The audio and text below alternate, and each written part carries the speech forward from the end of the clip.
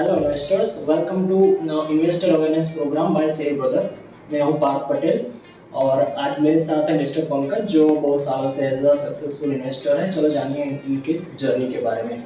Hello mister Pankaj. Sir हम start करते हैं बेसिक से। आपका एक्सपीरियंस बता सकते हो कि कब प्रोफेशनल वाइज और फाइनेंशियल जर्नी कैसी रही है?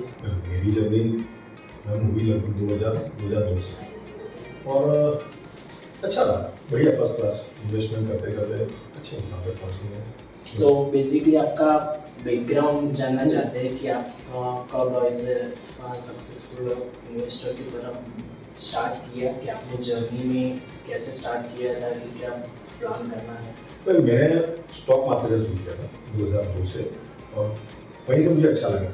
लेकिन जब मैंने थोड़ा सा आगे आया मैं उसमें एक्टिव नहीं था। स्टॉक मार्केट में इन्वेस्टमेंट जरूर करता था लेकिन ध्यान नहीं देता। फिर बाद में जब इनकम बढ़ी, सोर्सेज बढ़े, थोड़ी एक्स्ट्रा इनकम आई, तब उसके बाद से ये शुरू हुआ कि चलो कुछ और सोचते हैं। तो फिर बाद में मैंने म्यूचुअल फंड में इन्वेस्टमेंट किया और स्टॉक मार्केट को भी बढ़ाया और इस हिसाब से चलता रहा स्टॉक मार्केट। और फर्स्ट इन्वेस्टमेंट जान सकते हैं कि कब किया था आपने फर्स्ट इन्वेस्टमेंट? 2002 में एज अ एफडी पोस्ट था कि कोई इक्विटी रिलेटेड इंस्ट्रूमेंट? नहीं, मैंने कोई एफडी और पोस्ट में नहीं किया। मेरा जो स्टॉक से ही चालू था, मैंने पहले स्टॉक और उसके बाद सेकंड। और एलआईसी थी वो तो एक उस टाइम का एक पैटर्न था कि यार सबके पास एलआईसी होती है, तो उस हिसाब से वो फादर ने करवाई थी, उस हिसाब से एलआईसी चलती थी। फिर बाद में मैंने वो सोचा नहीं इस बारे में, क्योंकि एलआईसी भी जनरली तो जाती तो वो मार्केट में ही है, जनरेटर के आपको वही देते हैं, चाहे वो एलआईसी ले लो चाहे कोई भी फंड ले, कंपनी ले लो, चाहते वो मार्केट में। ये पहले छुपा के रखते थे, अब शायद मालूम पड़ गया पब्लिक को, तो अब शायद पब्लिक समझती है। हम जैसे लोग थे जो पहले से जानते थे कि हाँ पैसा कहीं ना कहीं तो मार्केट में लग ही रहा है, तो उस हिसाब से हम लोग शायद शुरुआत वाले तब एक्टिव नहीं थे। एक्टिव हुए 2012-13 से या उसके कह लें 10 के आसपास एक्टिव। हम ये जानना चाहते थे कि इनिशियली आपने एक स्मॉलर अमाउंट से इन्वेस्टमेंट स्टार्ट किया होगा, या पॉलिसी हो गई या म्यूचुअल फंड इक्विटी हो गया, पर जैसे जैसे बिजनेस ग्रो हुआ आपका, तो आपने कुछ प्लान आउट कैसे किया कि इनकम बढ़ती जा रही है तो मुझे इतना प्रपोर्शनेट इन्वेस्टमेंट ज़्यादा करना चाहिए? ये चीज़ तो मैंने अभी भी बताया आपको कि 2002 में इन्वेस्टमेंट किया, स्टॉक लिया, लेकिन वो तब इनकम के हिसाब से वो सफिशिएंट था। लेकिन जैसे आपकी इनकम बढ़ेगी वैसे आपकी भूख भी बढ़ेगी, तो जब भूख बढ़ेगी तो आपको उसमें तो उसका आप अपने बिजनेस से एक सर्टेन अमाउंट तक कमा सकते हैं, उसके बाद के लिए ज़्यादा एफर्ट डालना पड़ता है, उसके अलग तरफ सोचना होता है। तो मेरे हिसाब से स्टॉक मार्केट और म्यूचुअल फंड, तो मैंने पहले स्टॉक मार्केट की नजर करने पर मैंने स्टॉक भी परचेस किए, पैसा भी कमाया। लेकिन बाद में क्या होता है कि जैसे आप किसी एज में पहुंच जाते हैं तो फिर नए इंस्ट्रूमेंट भी आते हैं, जैसे पहले गोल्ड, फिर लैंड, फिर एलआईसी आई। आज का एक नया इन्वेस्टमेंट शायद म्यूचुअल फंड है, जो जिसको अर्ली मालूम पड़ गया म्यूचुअल फंड में था, और स्टॉक हमेशा रहते हैं शेयर मार्केट। तो जिसको म्यूचुअल फंड पहले मालूम पड़ गया तो उसने बहुत अर्ली, मैं 2016 से था, उससे पहले वाले 10-12 से भी कर रहे थे। पर हाँ, मैं म्यूचुअल फंड 2016-17 से किया है, स्टॉक मार्केट 2000 से। सो ये बेसिकली हम जान सके कि जर्नी जैसे बढ़ती गई वैसे वैसे इन्वेस्टमेंट अमाउंट भी बढ़ी आपकी। क्या सजेस्ट करना चाहोगे व्यूअर्स के लिए कि किसी की इनकम लेट्स से अभी 2-5 लाख है, लेट्स से उसकी 10 लाख आने वाले 2 साल में होगी, तो उसको कौन से इंस्ट्रूमेंट पिक करने चाहिए? कि स्टॉक म्यूचुअल फंड बेटर है कि कोई डाइवर्सिफाइड करना चाहिए उसको? हर एक को अपना रिस्क क्या ले सकता है, उसकी क्या एपेटाइट है, उस पर डिपेंड करता है। और हाँ, अगर कोई बंदा ये जो इन्वेस्टमेंट करना चाह रहा है तो उसके लिए ना, सपोज पुराना इंस्ट्रूमेंट था एलआईसी ले लेना है, इंश्योरेंस ले लेना, तो आज के हालत में शायद टर्म प्लान ले लो आप, अगर आप उस क्राइटेरिया में आ रहे हैं तो क्या खाली एलआईसी ले लीजिए जो फैमिली को सिक्योर कर सके। उसके बाद आपका 100% इन्वेस्टमेंट स्टॉक मार्केट में होना चाहिए, either way of direct stock market या either way of mutual fund पर होना चाहिए। और जिसकी इनकम 5-1 लाख है या 10 लाख है या 20 लाख है, 1 करोड़ है, या किसी की शायद 1 लाख है, जिसकी जैसी भी इनकम, तो उसके 10% पोर्शन को उसको हमेशा, अगर आप स्टॉक मार्केट नहीं दे सकते तो आप अपने 10% को मिनिमम म्यूचुअल फंड में डालें, कंपल्सरी। इतना गिर करके देगा जो नए बच्चे हैं, suppose new generation I think aware है, पुराने लोग भी अवेयर अब हो रहे हैं, लेकिन जो भी है अगर आपके पास नहीं है, चाहे वो 10,000 मंथली वाला हो या 10 लाख रुपीज मंथली वाला हो, उसका 10% तो मिनिमम स्टॉक मार्केट में इन्वेस्टमेंट होना चाहिए। उसके बाद अगर उसका कुछ बचता है तो डाइवर्सिफिकेशन सोच सकता है, लैंड, एलआईसी या गोल्ड, सब कुछ। पर अगर आप इंडिया को आगे देख रहे हैं 2047 जो है आगे विजन, तो उसके लिए तो स्टॉक मार्केट, क्योंकि ग्रोइंग पॉलिसी विजन है जैसे हमारे पीएम है कि 47 तक, और I think economy wise India को बहुत आगे ले जाना है, so I think stocks is the only option, right? अगर मैं स्पेशल म्यूचुअल फंड की बात करूँ तो म्यूचुअल फंड इंडस्ट्रीज आज की हालत में शायद पूरे इन्वेस्टमेंट जितना भी आ रहा है वो हार्डली 3 और 5% के बीच में ही है, इससे ज़्यादा नहीं है। और अगर हम अपने पैन कार्ड के डेटा को देखें तो उस हिसाब से लगभग ये यहाँ से भी 5 और 6 टाइम तो इंक्रीज होनी चाहिए। आई थिंक 15% और 25% के बीच में अगर यहाँ पे होता है तो शायद आज की हालत में हमारा मंथली 29,000 करोड़ रुपीज ही जाता है म्यूचुअल फंड में। जो मैं एज्यूम करता हूँ अगर 5% होता है तो 1.5 लाख करोड़ का monthly per day 5,000 crore per day mutual fund में आना चाहिए। तो आप इसमें एज्यूम कर सकते हैं कि आपको 2047 कैसा लग सकता है। वो तो हम एज्यूम नहीं कर सकते अभी, क्योंकि अभी ही मार्केट कैप AUM जो हम देखे as a mutual fund perspective से वो ऑलमोस्ट 2030 तक 1 लाख करोड़ क्रॉस होने वाला है। That's really huge. हम आगे बढ़ते हैं कि ये हम देखते हैं कि गवर्नमेंट पॉलिसीज डिफरेंट आ रही है जो सपोर्ट करती है नए इन्वेस्टमेंट स्टार्टअप कंपनीज को, जैसे ये EV हो गया, रिन्यूएबल एनर्जी हो गया। तो आने वाले सेक्टर्स कौन से होने चाहिए जो नए इन्वेस्टर टारगेट कर सकते हैं कि गवर्नमेंट पॉलिसी को फेवर करके इस स्टॉक्स या म्यूचुअल फंड स्क्रिप्ट को रख के वो अपना इन्वेस्टमेंट बढ़ा सकते हैं? बेसिकली तो 4-5 चीज है।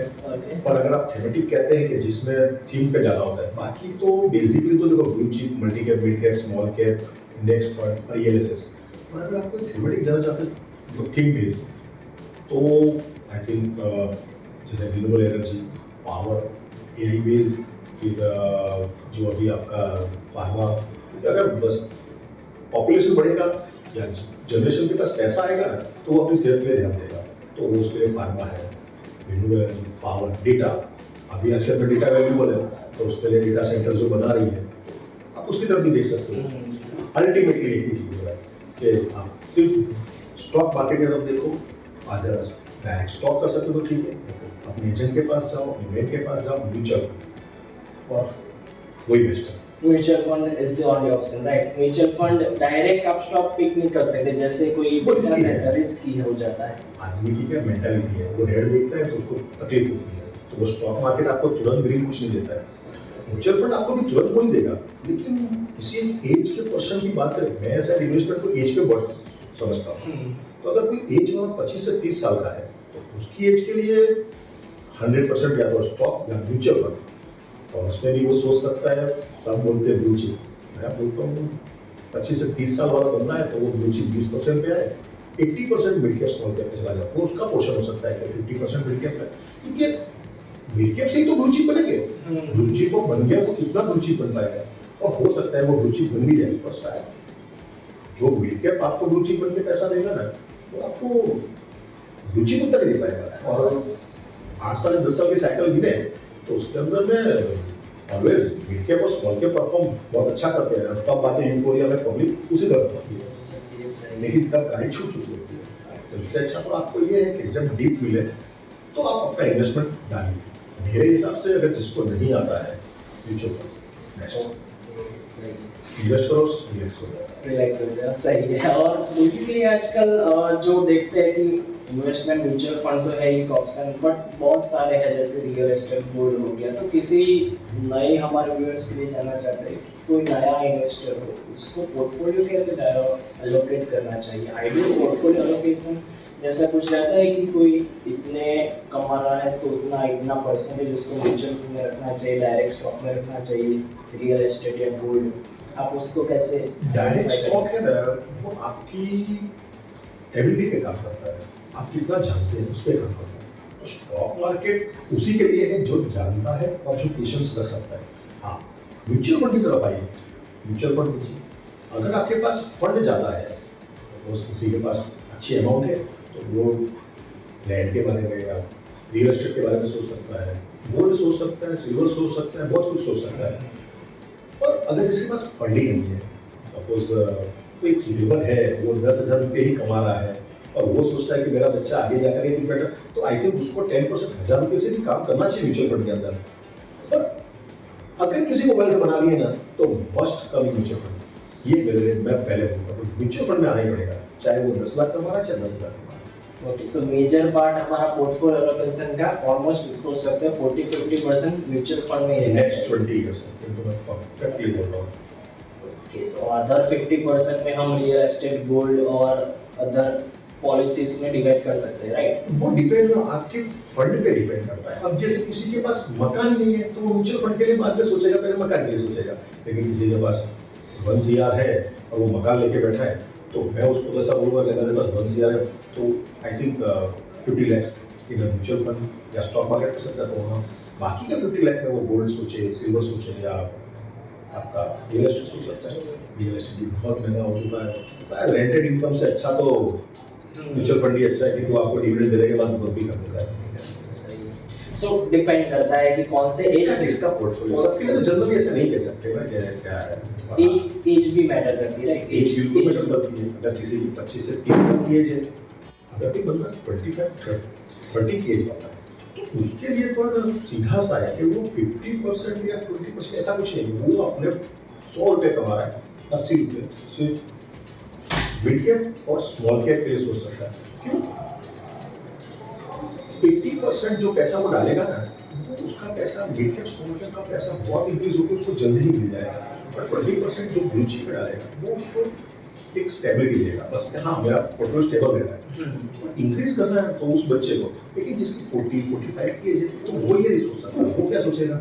स्टेबिलिटी। तो उसके लिए तो उसको बाद में 50% blue chip and then the 30% in the mid cap और 20% जो जाना है वो स्मॉल कैप में। इंडेक्स में भी डाल सकते हैं, वो फिर अपने हिसाब से अपने एडवाइजर को पूछ के कर सकते हैं। ये मेरा थिंकिंग है।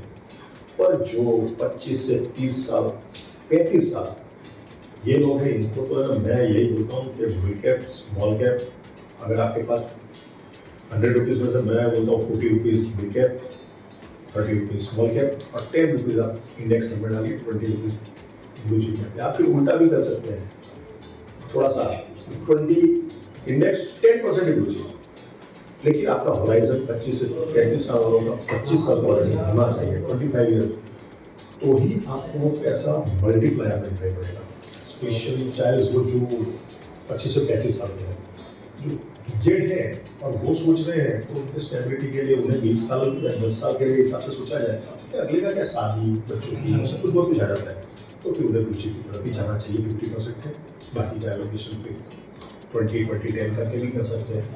इंडेक्स फंड में भी डालना चाहिए, यानी half majority of fund mutual fund में जाना चाहिए और बाकी के 50% में वो देख सकता है एज और कितने पैसे उनके पास कॉर्पस पड़ा है, कैपिटल सिर्फ इन द म्यूचुअल फंड। अगर हाँ। वो उसकी टोटल इनकम का सोच रहा है हाँ, तो वो अलग चीज है। लेकिन जो मैंने म्यूचुअल फंड के अंदर बोला है कि अगर वो म्यूचुअल फंड को एक एलोकेशन दे रहा है तो उसका इस तरह से एलोकेशन होना चाहिए, इट्स माय ओपिनियन। लेकिन अगर वो 100 रुपीज़ ही कमा रहा है तो उसमें से वो सोचे कि गोल्ड में, हाँ गोल्ड में डालना चाहिए, सिल्वर में डालना चाहिए, प्लस म्यूचुअल फंड करना चाहिए। एक LIC या टर्म प्लान भी एक उसका एक ऑप्शन होता है, प्लस फैमिली मेडिकल इंश्योरेंस ये सब होता है। तो उस हिसाब से फिर उसको यानी 50% उसकी जो बचत होती है उसमें से 50% म्यूचुअल फंड और 50% ये सब चीज़ें। वो काफ़ी इंफॉर्मेटिव था ये। और एक लास्ट हमारा आजकल जो यंगर जनरेशन में ट्रेंड चल रहा है कि फाइनेंशियली इंडिपेंडेंस चाहिए अभी और रिटायरमेंट ले लेना है, तो फायर उसके बारे में आप क्या बताना चाहते हो कि क्या है उसका? कोई नया इन्वेस्टर है 20-22 साल का, वो सोच रहा है कि 40-45 तक की बस मेरे पास 7-10 करोड़ हो जाए, उसके बाद अर्ली रिटायरमेंट प्लान करना है, सो क्या थॉट्स है उसके बारे में? रिटायरमेंट वर्ड ही गलत है। 95 ईयर में वॉरेन बफेट काम कर रहा है, रिटायरमेंट की बात कर रहे हो। फाइनेंशियल इंडिपेंडेंस होना है तो वो एक गोल हो सकता है, पर उसके लिए ना आपको म्यूचुअल फंड या एक ऐसी जनरेशन की तरफ, मतलब इस ऐसे जनरेटिव प्रोडक्ट की तरफ जाना पड़ेगा जो आपके लिए नाइट में काम करे। दिन में तो आप काम करते हैं, म्यूचुअल फंड वाले आपके लिए नाइट में भी काम करते हैं, स्टॉक मार्केट आपके लिए नाइट में काम करता है। लेकिन जो रिटायरमेंट वाली प्लानिंग है ना, उसको अगर आपको करना है पैसे की वाइज में, फाइनेंशियल, तो आपको बहुत जल्दी सोचना पड़ेगा और शायद थोड़ा डीप भी सोचना पड़ सकता है। क्योंकि आप कोई ऐसा बोले जो म्यूचुअल फंड वाले दिखा देते हैं पॉडकास्ट में 10,000 से 1 CR, और जरूरी थोड़ी कि हर साल 12% दे रहा है, नहीं दे रहा है, कभी कभी देता है। तो आप अपना इन्वेस्टमेंट बढ़ाते जाइए।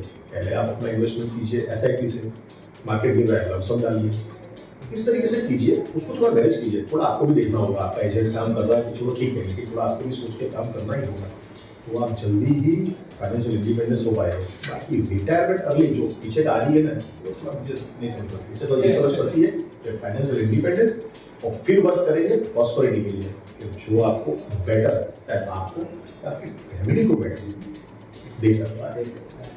सो हाँ, वो any closing word about fire, तो जो लास्ट हमारा सेशन क्लोज उससे पहले आप कुछ कहना चाहते हो कि क्या देखना चाहिए हमारे व्यूअर्स को, क्या करना चाहिए? यानी आपके अभी तक के हमारे जो इंटरेक्शन के मुताबिक तो वही हुआ कि major portfolio allocation mutual fund में होना चाहिए और जितना हो सके उतना जल्दी स्टार्ट करना चाहिए इन्वेस्टमेंट, राइट?